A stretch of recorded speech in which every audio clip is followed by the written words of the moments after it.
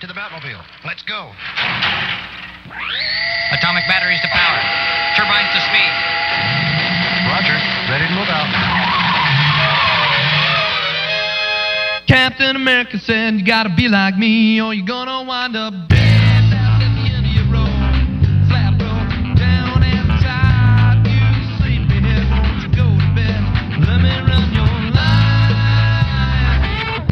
If I go crazy, then will you still call me Superman? If I'm alive and well, will you be there holding my hand? Savior of the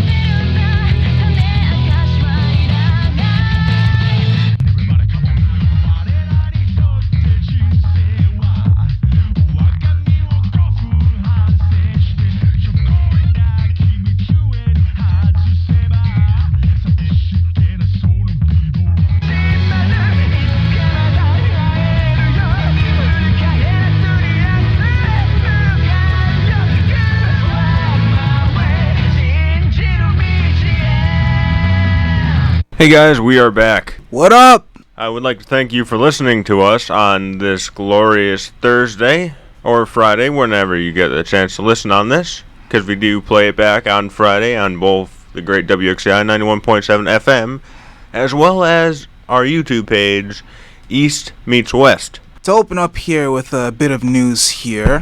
The countdown on their official website has come down, and it's official that Kizumonogatari is going to get 3 films on January 8th.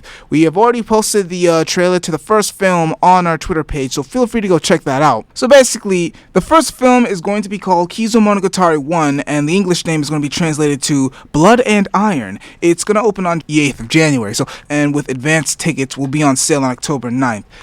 The other 3 films, on the same day, the other 2 films will follow suit with Kizumonogatari 2, Passionate Blood, and Kizumonogatari 3, Cold Blood. Very interesting to see here. Once again, I've read the light novels here, so I'm pretty sure I know what to expect with these movies, more or less. But I gotta say, the trailer is looks very nice. So there's a lot of expectations here I have for this film. But so far, it's not disappointing. Apparently, Shaft Studios is also going to be, help animating and producing this. So that's also very, very lovely. I'm really looking forward to watching this, and I hope you all manage to get around to watching this too. And Flamehawk? We might not be seeing the Inhumans movie. Come again? According to the newest New York Comic-Con news, Kevin Feige said it will be a great war between Marvel film and Marvel TV. We believe we will be seeing the Inhumans more of how we have been seeing them already with the Agents of S.H.I.E.L.D. role, and maybe them getting their own television series, kind of playing off the X-Men due to the contract roles and them being over at Fox. So this might also have something to do with the Ant-Man and the Wasp new project, which is pushing back the Black Panther and Captain Marvel films. So I'm not sure what to think about that, but for right now, that looks like the direction of the MCU.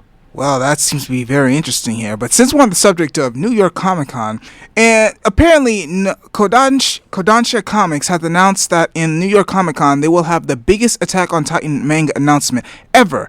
And it would be announced in the New York Comic Con. And apparently what that announcement is that there's going to be an original Attack on Titan anthology comic book. So basically, to put it simply, there's going to be Western artist that's going to be making a comic version of the manga Attack on Titan.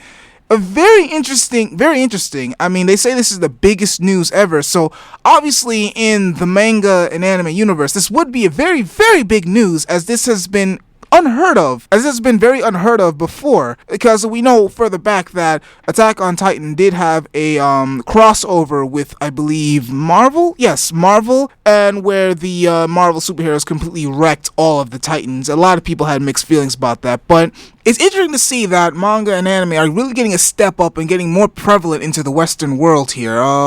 So as I said, there's going to be Attack on a Titan anthology comic book that's going to be with a whole bunch of Western comic artists are going to be taking the scene here. Just to name a few, there's going to be Michael Avon, who does the victories, the second illustration. There's going to be Gail, who did Red Snowja, my mistake. There's also going to be Paulo Rivera, who did the Daredevil series, and Damon Scott, who also did Ghost Rider. So very big names out here that's going to be working on this comic. So I am definitely well aware of most of them, and they are some decent writers and artists. So from what we can see from the Attack on Titan comic book, it might actually look somewhat decent. yeah, it does. I'm a decent comic book person, not as much as I was in my younger days, but if I happen to see this, I might try to pick this up. I'm kind of looking forward to this. Want to see how the Western world is really pick up Attack on Titan. And Flamehawk? Still on the comic book side of things, Dark Horse, for a change, have partnered with James Cameron to have a new Avatar comic series. In a panel today by Dark Horse, they announced it at the New York Comic Con. Cameron said, "I'm excited that starting now, even before the release of the first sequel, Dark Horse Comics will be bringing you new adventures from Pandora." Not the music streaming app, by the way. Covering the time before, during, and after the events of the original Avatar film. For the past 27 years, Dark Horse has been associated with my films, The Terminator, Aliens, and The Abyss. Now they're working directly with me on our team at Lightstorm in an unprecedented 10-year partnership that we're going to create new stories that will take you deeper into the world of Avatar. Well, that seems very interesting here, but on some important news here, the new Power Rangers film has already announced a cast for the Pink Ranger. The actor who's going to be playing the Pink Ranger in the Power Rangers movie is called Naomi Scott. It has been basically on the official Instagram account, it's been confirmed that Naomi Scott will be playing the role of the Pink Ranger within the movie. For those of you who don't know, Scott has appeared in the film The Martian that was with Matt Damon, and it was a survival drama film. So for all of you who have watched that, you may happen to see or remember Naomi Scott from that movie there. I personally haven't watched it, so I can't really say much, but yeah, that's going to be, Naomi Scott is going to be the Pink Ranger for our new Power Rangers movie.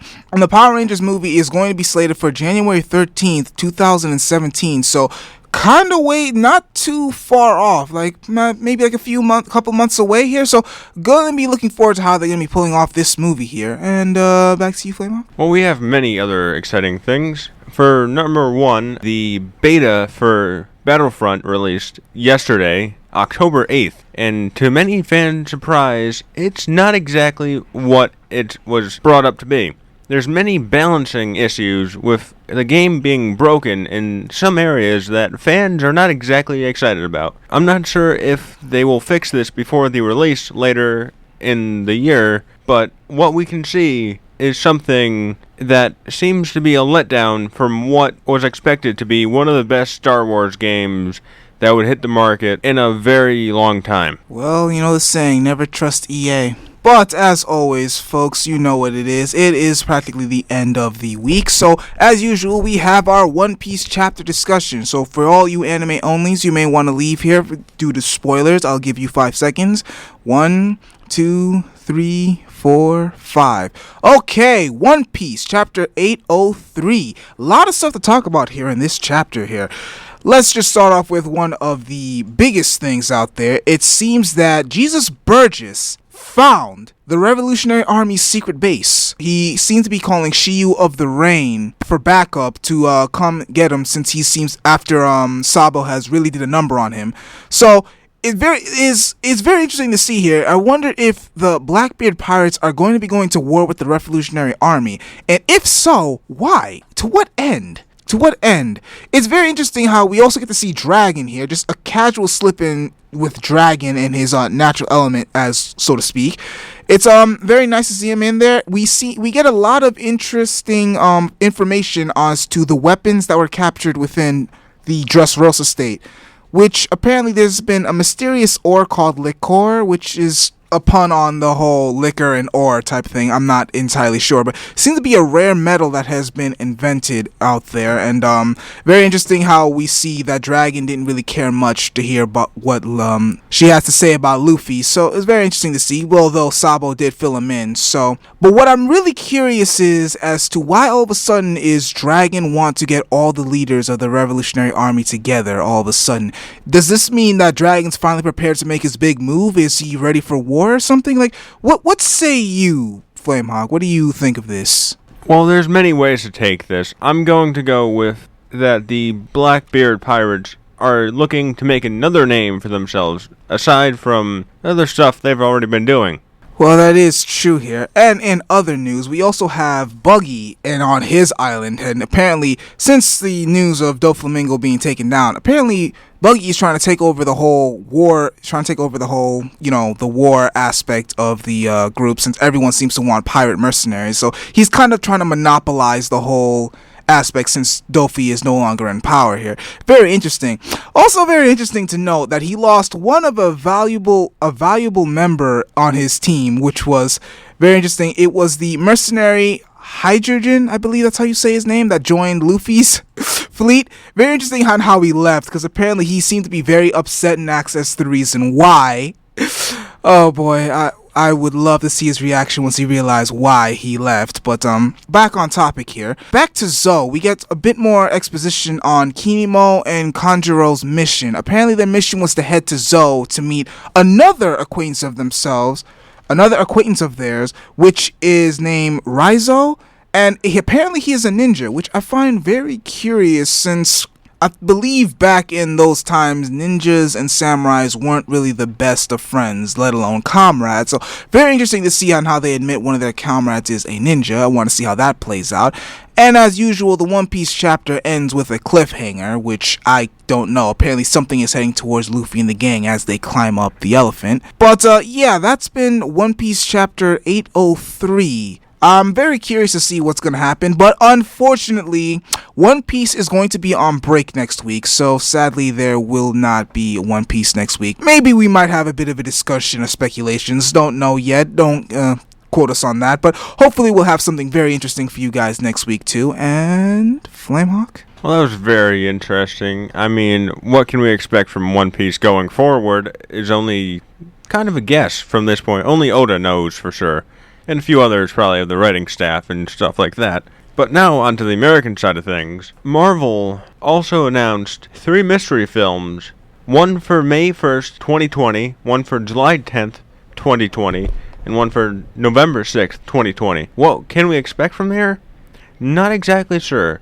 As we know, like I just mentioned a little while ago, Ant-Man and Wasp will join the fray, as well as them bringing back Black Panther and Captain Marvel, and Inhumans might be cancelled. But what can we expect from the new movies? Gentleman Snark, what do you think? Well, I mean, it's sad to see that there might not potentially be a Inhumans movie. Very sad to see. Personally, I'm kind of a bit upset that how Black Panther and Captain Marvel are going to be pushed back. I, for one, was really looking forward to a Black Panther movie. I mean, a lot of people were.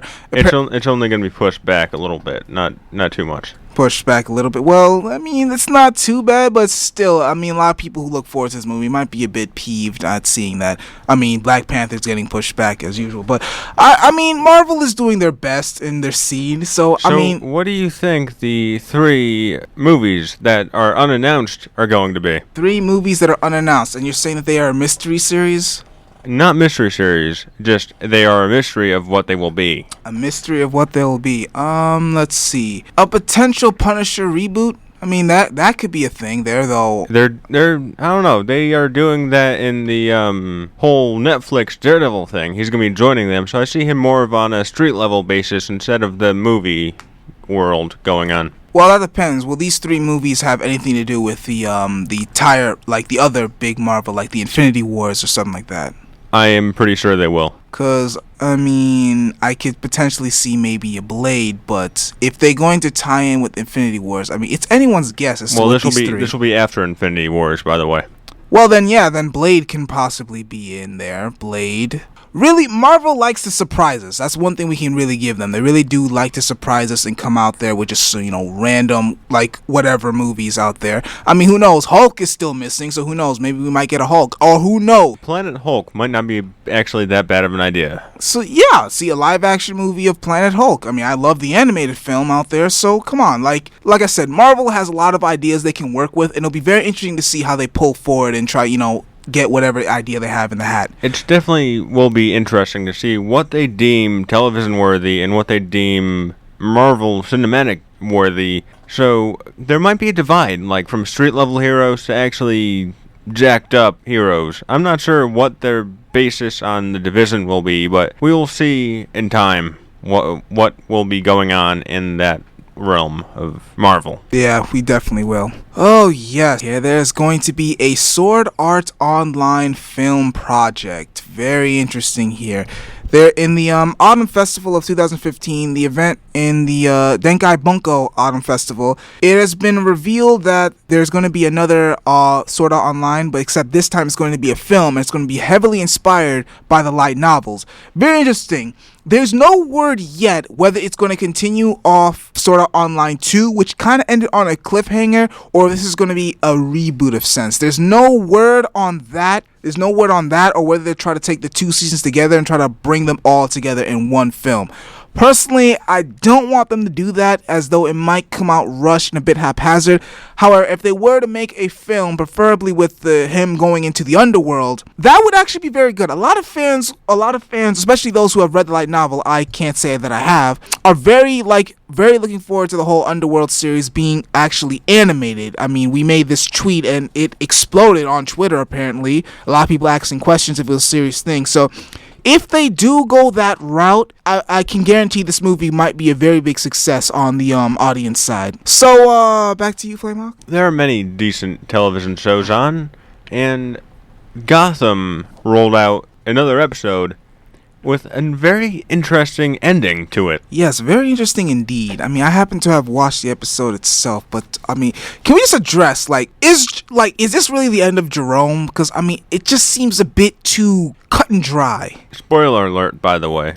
Yeah, spoiler alerts. The Joker dies. Woo! But we all know it's not permanent. Come on, how many times has the Joker died? Air quotes. True. I mean, he's not exactly the Joker yet, but he is going to be the Joker, and if he's going to be the Joker, you can't kill him in his prime on the way to becoming it, because there are many things to be exploited on the Joker storytelling that they would just be leaving off the table if that happened. Yeah, but he was stabbed in the neck. I mean, I could see if he was potentially shot, maybe, anywhere else but the head, maybe, but he was literally stabbed in the neck, and they took his body away. So I mean, I don't know. I'm really questioning what were they thinking here? What's their plan here? I want to know what exactly are they doing here? What's Fox trying to do? Well, that remains to be that remains to be seen. But what we are going to expect is probably the Joker returning, probably at the season finale, for kind of a shock rating. And a little bit of probably him getting his own gang instead of him just being under the power of someone else. I mean, true. I mean, at this point, I wouldn't be surprised if they want to do a Ra's al Ghul or some type of Lazarus Pit type of ending. I mean, I think that's a bit way too soon to be introduced. But I mean, I wouldn't put it past them if they try to put that in so soon. So, what say you on that? Yeah, that would be a little bit too soon because. Well, let's put it this way. This is kind of a pre-Batman. Yeah, this is pre-Batman. And pre-villain-esque of the Penguin, even though he's establishing himself, and we can see him on this slow rise of him becoming where he is in the comics. Though I will say, in the episode, it was quite amusing to see Alfred trying to get along with that girl. I mean, the thirst was real on Alfred's part. It was very amusing, in my opinion. That definitely was interesting. I mean, even butlers need a little bit of action once in a while. Oh, but I personally thought the guy was trying a bit too hard, but I mean, you gotta get him one way or the other, right? Legally, by the way, legally. And also, Flash. It was very interesting as we saw him pick up the pieces from where we left off last season. Spoiler alerts, by the way, he had some very compelling evidence to get his father out of jail, and he's working with the team again after going solo. However, the film seemed like a combination of other films, because there was a Flash Day, and that seemed like we got ripped that out of Sam Raimi's Spider-Man, and a few other series being like thrown in there to make it look like it's not exactly was its original story. It looked like kind of a Flash met Spider-Man, and also a few other things like the Incredible Hulk with his father walking away at the very end, and a few other things. But this is a slow pace because it's going to be a season of 23 episodes, I believe. So there's definitely a lot of time to flesh things out. And we did see a Zoom preview in a trailer that was international. So we can expect Zoom on the way. And also, Agents of S.H.I.E.L.D., we can see the Inhumans really taking a step forward as we saw them gather a crew member who was lost, now was brought back after help with an Asgardian. I'm not going to mention his name, and a few other things. So, not really spoilers, but that's what went on. So, if that's what happened, Feel free to go watch at your own discretion. But on another interesting news, it seems like Denkai Bungo is really trying to get on the ball here, as they had released a promotional video of a new season to Excel World. It's called Excel World Infinite Burst. And by the way, we also put the promotional video on our Twitter page, so once again, feel free to check that out. So basically, this is going to be a continuation from Excel World, and I happen to know a lot of people that really wanted Excel World to make a comeback. So we see SAO coming out with a film, and we see Excel World coming out with a new season out here. So very interesting here. It's been greenlit. There's no real information as to when it's going to be coming out. I predict maybe sometime next year, or maybe towards the end of fall season anime. Who knows at this point? However, since all these series are getting a sequels, like either a film or a new season, unfortunately, the editor of Dengeki Bunko has admitted that there will be no season 3 yet of a certain magical index, which is very saddening because a lot of people really do love a certain magical index and a certain scientific railgun, those series. I have read a bit of the light novel here, not a lot, so don't try to test my knowledge or anything, but it's kind of sad to see that this won't be getting a season 3 yet. Remember, yet. He didn't say there will never be a season 3. He said there will not be a season 3 yet. So we can so for all you fans out there, wait patiently. For now, just keep reading the light novels as you've always usually been doing here. A season 3 will come eventually. Eventually. That's what we can take away from this. Even though, let's say, we gotta take the good with the bad. Even though there might be one, not a season 3 now, there's going to be one eventually. So for now, we can just focus on the new SAO movie, which is going to be done with A1 Pictures, and the new Excel World season, which I'm going to be kind of looking forward to that. Still got to catch up on the previous episodes here and there, but yeah, it's going to be lovely to see there. Denkai Bunko is really trying to get up there with all of their previous releases here, and not to mention how Durara, the third part to it, is going to be happening in January, so I'm looking forward to a lot of releases by them so far. So, Lemhawk, what do you think of there not being a season 3 yet? What do you think? well, I'm definitely think that there's room for more improvement on the show, but I don't want them to rush it though. What's your opinion on it? I mean, I've only watched a bit clips here and there, but I mean, personally, so far, the animation quality is very good. The fight scenes are also very good here. I personally don't like a certain Esper there because he reminds me too much of an ad from L-Sword. You people who played L-Sword know who I'm talking about. I don't like that character at all. But that's neither here nor there. So, like I said, you're right. They should take their time. I mean, they already got some big projects out there running, so we don't want them to stretch out the budget to basically get some crappy stuff out there. So yeah, you're definitely right. We should definitely take our time. Definitely take their time with that. Okay, and now apparently Nisio Easons is going to be printing off a second off-season book of his Monogatari series in 2016. Apparently, the first light novel in the off-season series was called Oroka Monogatari, and apparently the second one to come next year in 2016 is going to be called Waza Monogatari. So very interesting.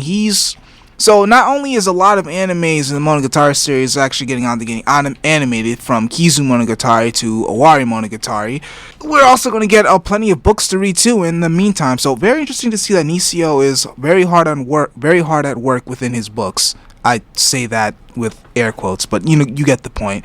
So Flamehawk, what's going on your end? I know how you love James Bond.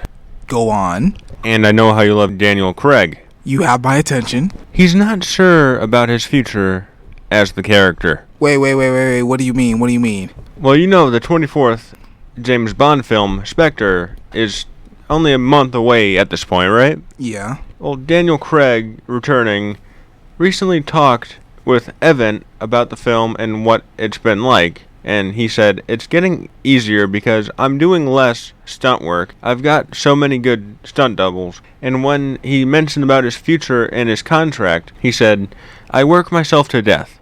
It's getting harder, but such is life. I'll keep going as long as I'm physically able. I'm contracted to do one more, but I'm not going to make any predictions. So, what can we expect going forward? Will it just be one more, or do we see a few more in this future? I'm gonna go with just one more. Personally, from what he said here, he said it was getting easier since he has a lot of stunt doubles. So when he says he works himself to the bone, it's a bit conflicting of what he's saying here. Like, what is really the root cause? I really want to know what is the root cause, because don't get me wrong, I know being an actor is no laughing matter. You got to memorize lines, get into character, all that kind of stuff. And I'm just, personally, if he's that stressed out, I might also say that he might also do one more film. I just hope that the last film is epic as possible. That's all I really ask for. I'm probably going to try to see Spectre as soon as it comes out, so hopefully, if this movie is any indication as to how his next work will be, I think the movie itself might tell whether he might do more or not. I think the movie Spectre might give some hints as to whether he really might do more James Bond movies. Personally, to me, he is kind of a good fit as of now for the characters. There's been other reincarnations of the character and actors that I've liked just a bit better, but this guy really is getting the more modernized look. He really has that down. So, Flamehawk? I'm very interested to see who they're going to be replacing with him, if that does be the case, with only one more in the works. I think John Hamm would actually not be too bad. Also, how about Chris Pratt, Shia LaBeouf, Mickey Mouse? Oh my God! Here we go. No? Are you serious right now? The first one I was serious about, with John Hamm. That was the only one I was actually serious about. Well, I have to say, really? Shia LaBeouf, Chris Pratt? Come on, man. Chris Pratt's in everything right now. Why not? He's Star-Lord. He's the guy with the Raptors. No? For those, he's looking at my face, and I have the, I'm not amused face. Just, no. He's in everything. Don't get me wrong. He's also in the new Indiana Jones movie. So, come on. Chris Pratt's in everything. And honestly, let's be real. I don't see Chris Pratt really pulling off the suave type of always cool, calm, and collected look that James Bond always brings to the table. Don't get me wrong. He's a great actor. No question. But I don't really see him pulling off that same look, or at least giving off the same vibe. Maybe in a more comedic sense, yes, but in a complete, always cool, calm, suave, cool cat, I personally don't see Chris Pratt being able to play off that role, but that's just my opinion. That was just a joke, by the way. Yeah, I know, but I want to give my more informed opinion. The other ones, Shia LaBeouf, and the other ones, is that really an explanation? And you said the Indiana Jones reboot, that is still going on, by the way. Yeah, I know. We haven't really had that many details on it yet, but we have seen and heard that they're still in the works of an Indiana Jones reboot, though I think a continuation would be better. For more, check out the Tumblr page on our East Meets West World 917 to check that out. But I do think John Hamm would be decent as the new James Bond. I know he's from America, but come on. from Mad Men to A Young Doctor's Notebook to, or actually reverse order on that. Actually, no, never mind. That was the correct order. To James Bond. That would be a decent step up. I mean, I definitely enjoy his work, and a lot of people enjoy his work, so can we expect him as the new James Bond? I'm not sure, but time will tell. Yeah, time will definitely tell on that. Well then, alright, since, the whole fall anime out there has been out there, a few interesting releases that we have actually watched here. So, just to name a few, we've both watched Concrete Revolution, and gotta ask, what do you think of this series? I mean, personally, I think this is very colorful, very bright, very colorful, a bit cartoony. What do you think of this series? Well, I heard a lot of people complain about the confusion of it. I'm not sure what they're confused about.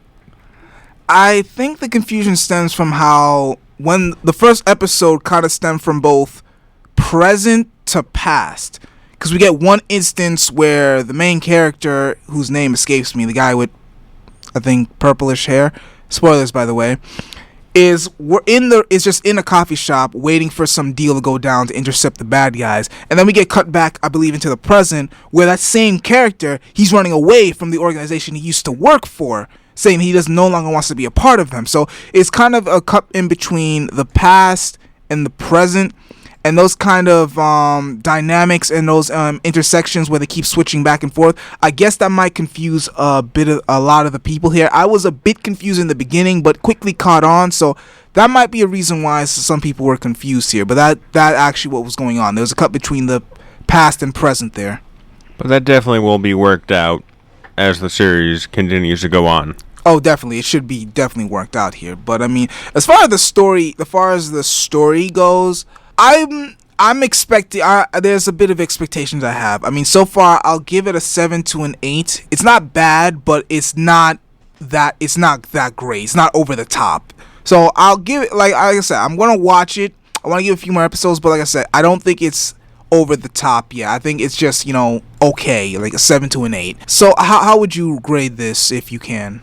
I would give it a 7. Yeah, 7 to an 8. That's kind of our rating here because, like I said, it's bright, it's colorful. The animation seems to also be decent here. It's not, like I said, it's not over the top. It's nothing too extravagant yet, but keep in mind we are being lenient here. This is just the first episode where they're giving more exposition into the story here. I really want to know as to why he eventually runs away from the organization he works for. A lot of questions are being raised in that just one episode here. So, yeah, are we due for time here? Yes, we are. Thank you for listening to us on Friday, our makeup show, because we were looking a little bit for more news to report, and Thursday, nothing much happened. In any case, be sure to check out our Twitter page. That's @meetswest, at sign MEETSWEST. Be sure to meet that. Be sure to go and follow us and like all our stuff. And also check out our Tumblr page. Oh, and our website, Nerd and Otaku. There you're going to be seeing a lot of postings. .com, by the way. Yes, nerdvandotaku.com. Be sure to check out all our postings where you'll see all of our first impressions of the fall anime and all of the reviews for the new American shows like Flash and Gotham, from the Concrete Revolution to One Punch Man and Lupin the Third Blue Jacket series. Once again, I apologize. I know I keep promising that, but not delivering. But trust me. A little bit of a slacker right there. Trust me, they're coming. Like I said, to all you who are looking forward to our first impressions, they are coming. But it's going to take time. But trust me, they are coming. They are in the works. So, once again, thank you for listening to our show. Your contribution is always lovely. So, thank you for listening to WXI 91.7 FM Danbury. And you can also check us out on YouTube. And for right now, that's it. Stay classy. See ya. Stay classy. See ya. Stay classy. See ya. Hey, this is Flamehawk. I hope you enjoyed our weekly East Meets West podcast. Be sure to catch us every week on Thursdays at 3 p.m. to 4 p.m. Eastern Standard Time. I run the American side of things, covering Marvel, DC, Star Wars, and much, much more. And as always, I run the otaku and Japanese side of things, from Shonen Jump into other interesting anime news. Please be sure to like, comment, and subscribe. Your contribution is always appreciated. And remember, folks, stay classy. See ya!